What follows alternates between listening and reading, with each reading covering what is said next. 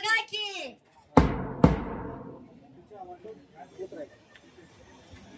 ऐका हो ऐका पेढे घेणाऱ्या मावशी काका इकडे ऐका ओ काका ओ मावशी इकडे या ना आज अनुदानित प्राथमिक माध्यमिक आदिवासी आश्रम शाळा आटंबे येथील विद्यार्थिनी एक पथनाटिका सादर करीत आदरणीय आलेले गीता शाह मॅडम साक्षरतेचा एकच मंत्र शिक्षण हाच तंत्र आजचे शिक्षण उद्याचे भविष्य अक्षर कळे संकट टळे साक्षरतेचा दिवा घरोघरी लावा देशाचा होईल विकास घेऊन साक्षरतेचा द्या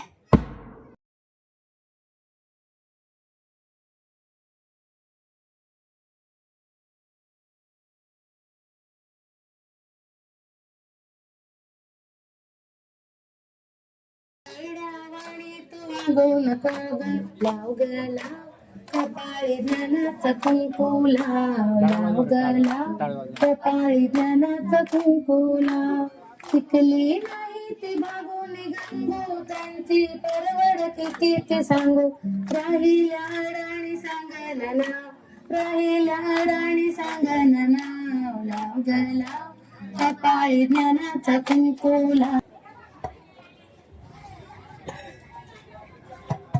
कुणी आहे का घरात कुणी आहे का घरात कुणी आहे का घरात बाई सकाळी सकाळी लोक काय डोक्याला ताण देतात काय माहिती सकाळी सकाळी गावात कोणी मेल्यासारखी रोज दरवाजा येऊन ठक ठक ठक ठक करता कोण असेल काय माहिती बाई जा बरं बघू दे कोण आहे मला तर माहितीये मलाच पाठवणार आहेस तू कुठं जाणार आहेस मलाच तर बघावं लागेल अगं बाई इथं आपली पोस्टमन मॅडम आहेत की हे घ्या तुमचं पत्र एवढं टाइम लागतं का दरवाजा उघडायला वाचून तर दाखवा मला माझ्या मागे काय तेवढे काम पडले वाचून तर दाखवा असं काय करताय काय हो काय झालं आपल्या पोस्टमन मॅडम आल्या त्यांनी मला पत्र दिलं त्यांनी वाचून पण दाखवलं नाही आपण पहिल्यापासून आडाणूच राहिलं आडाणूच झाली अशीच फजिती आपली चल आपण कोणाला तरी शोधू का अगं अडाणी राहिल्याने एवढी मोठी फजित होती आज मला समजलं तेव्हा शिकलं पाहिजे होतं तो काय तिकडे खंडी आहे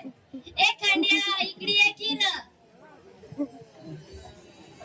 मला खंड्या बिंड्या काय चिडवायचं कुठं पण बसता तुला सगळ्या गावातले लोक त्या खंड्या असतात म्हणतात सगळ्या गावाला काय माहित पडू देतात का सगळ्या गावाला माहितीये म्हणून तर तुला खंड्या म्हणतात ते जाऊ दे आमचं एक काम करशील का तुला वाचता लिहित असं हो मला एवढं पत्र वाचून दाखव मला गरज पडली मला आम्हाला माहितीये पहिल्यापासून आमच्या बाजूने तू असं पाहिजे नाही एकाच्या सोबत भांडण केली त्याने तर वाचून पण दाखवणे आता दुसरा शोधावा लागेल चल बरं आपण जाऊ शोधायला तिकडे कोणी भेटतं का नाही तिकडे बघा तो पण तिकडे नाले ए नाले इकडे ये ना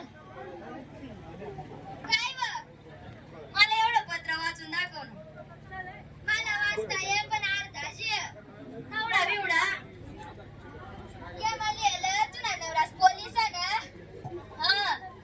त्याला परमोशन होईना परमोशन म्हणजे काय ना मला नाही माहित मग चाल ना सांगितलं दाखव आता वर्षी सांगता बी नाही म्हणलं आता कोणाला शोधा पाहिजे प्रमोशन आपण बरं कोणला तरी 4000 रुपये कोणी सांग आपण आता परमोशन म्हणजे कोणाला सांगवा काय आहो काय माहिती काय होईना व सकाळीला पोस्टमन मॅडम म्हणे ती मला पत्र दी गय ती सांग बा तुम्हाला पत्र आम्ही पोरग्याचा त्या माणसाचा पै वाचा पण ते सांगा बा प्रमोशन आम्हाला माहितच नाही प्रमोशन म्हणजे काय हाय प्रमोशन मी ऐकलं व हाय ना एक पक्का मोठा आजार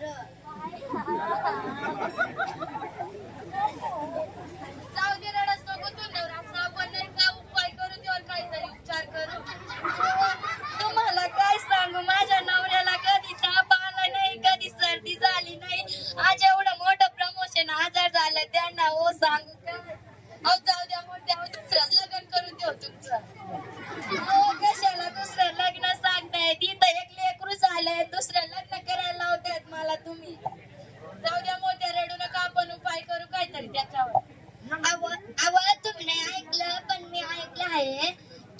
प्रमोशन आजार होत ना तेव्हा माणसाचं डोक्याचं सगळं केस गळून जातात आणि तो टकल्या होऊन जातो. अहो असं काय बोलताय, तुम्हाला लाज तरी वाटतंय का माझ्या नवऱ्याला टकला बनवू लागल्या तुम्ही? अहो असं तर नका बोलत जाऊ. जाऊ द्या मोठ्या, आपण भक्ताकडे जाऊ, बघत बरोबर काहीतरी उपाय करेल हो तुमच्या नवऱ्यावर. आता तसंच काहीतरी करावं लागेल बाई, आता एवढं मोठं टेन्शन आलंय, तेच काहीतरी करावं लागेल. चला मग भक्ताकडे जाऊ.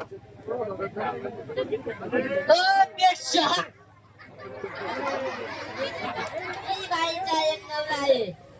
बरोबर बोलला बाबा तुम्ही, बरोबर बोलला. ही बाईच्या नवऱ्याला आजार झालाय. बरोबर बाबा, बरोबर बोलला. हे आजार कोणता आहे ते मला सांगा. अहो बाबा तुम्हाला काय सांगू, माझ्या नवऱ्याला प्रमोशन आजार झालेला आहे.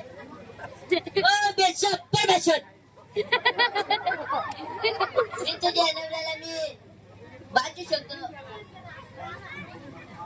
बाबा नक्कीच वाचवा, मला माझ्या नवऱ्याशिवाय करमतच नाहीये. मी तुझ्या नवऱ्याला नक्कीच वाचीन, माझी सर्व शक्ती लावून तुझ्या नवऱ्याला वाचीन. पण माझा एक काम आहे का? हो बाबा सांगशाल ते मी करेन. पुढच्या मंगळवारी एक ढवळा कोंबडा आणावा लागेल. हो बाबा मी नक्कीच आणेन. त्याच्या पुढच्या मंगळवारी एक लाल बोकडे आणावं लागेल. हो बाबा मी आणेन. एक नवस धरावा लागेल. हो बाबा धरत. ए पांडू इकडे ये रे. आलो रे बाबा. अंगाला दे रे. हो बसा.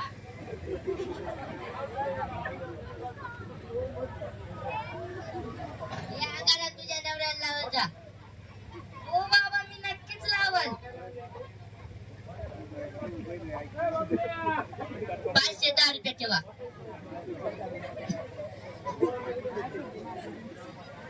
कसं होईल माझ्या नवऱ्याचं एवढा मोठा आजार झाला त्यांना. जाऊ द्या मोठ्यावर रडू नका, तुमचा नवरा परत होऊन जायला रडू नका. चंद्रबाई काय झालं रडायला? काय सांगू माझ्या नवऱ्याला एवढं मोठं प्रमोशन आजार झालं, मला सांगा असं नाही वाटतंय तुम्हाला? मग बिडे वाटा की.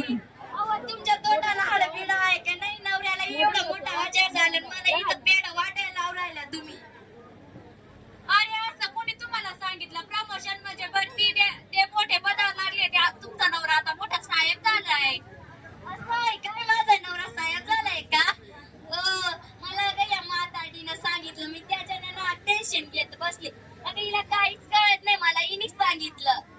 अहो मला पण नसतं माहित, पण मला यांच्याविषयी यांनीच सांगितलं. मला तर माहितच नाही, यांनीच सांगितलं. मला पण माहित होतं, मला पण यांनीच सांगितलं. मला तर माहितच नव्हतं, मला यांनीच सांगितलं. मला पण माहितच नव्हतं, मला पण यांनीच सांगितलं. अहो म्हणून म्हणते तुम्ही सगळे शिका. आम्ही नक्की शिकू, पण आम्हाला एक प्रश्न पडलाय पोस्टमन मॅडम.